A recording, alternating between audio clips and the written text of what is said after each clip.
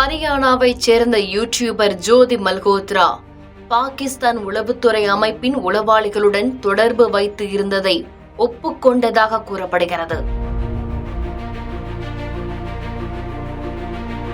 டெல்லியில் உள்ள பாகிஸ்தான் உயர் கமிஷனில் உளவு வேலைகளை பார்த்தவர்களுடன் ஜோதி தொடர்பில் இருந்ததை ஒப்புக்கொண்டுள்ளார். கைது செய்யப்பட்ட யூடியூபர் ஜோதி மல்ஹோத்ரா பாகிஸ்தானின் உளவு அசட்டாக மாறும் நிலையில் இருந்ததாகவே கூறப்படுகிறது.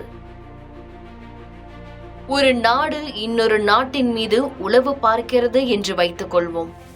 அந்த உளவாளி உறுதியான தகவல்களை தொடர்ச்சியாக வழங்கினால் அவர் உளவு அசட்டாக மாறுவார்.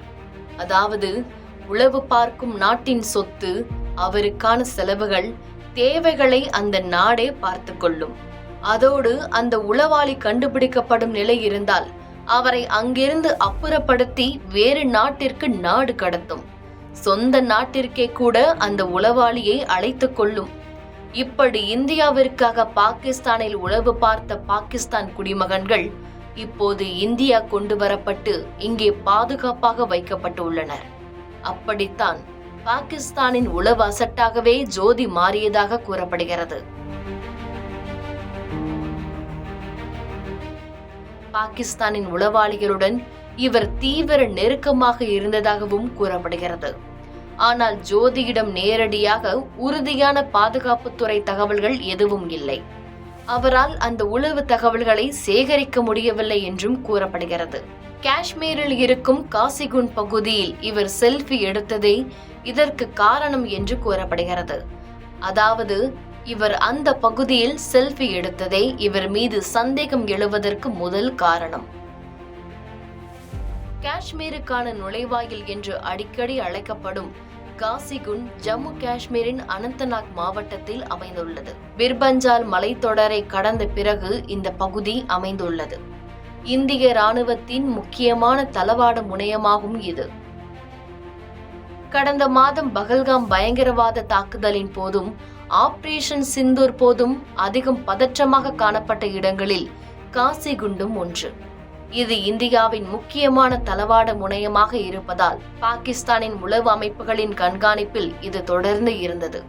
இந்த காசிகுண்ட் பகுதிக்கு உளவு செய்வதற்காகவே ஜோதி இங்கே சென்றதாகவும் கூறப்படுகிறது. இங்கே இவர் எடுத்த செல்ஃபி போர் சமயத்தில் ட்ரெண்ட் ஆனது. இந்திய ராணுவத்திற்கு இந்த செல்ஃபி பல சந்தேகங்களை ஏற்படுத்தியது. இவரை கண்காணித்து வந்த உள்துறை இவரின் செல்ஃபியை வைத்து அவர் உளவு பார்த்துள்ளார் என்பதை உறுதி செய்தது. இவர் 2 முறை அடுத்தடுத்து காஷ்மீர் சென்றதும் காசிகுண்ட் பகுதியில் புகைப்படம் எடுத்ததும் அவர் மீதான சந்தேகத்தை உறுதி செய்தது.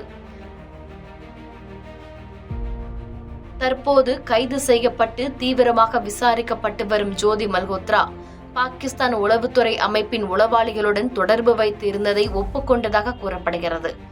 டெல்லியில் உள்ள பாகிஸ்தான் உயர் கமிஷனில் உளவு வேலைகளை பார்த்தவர்களுடன் தொடர்பில் இருந்ததாகவும் ஜோதி ஒப்புக்கொண்டுள்ளார்.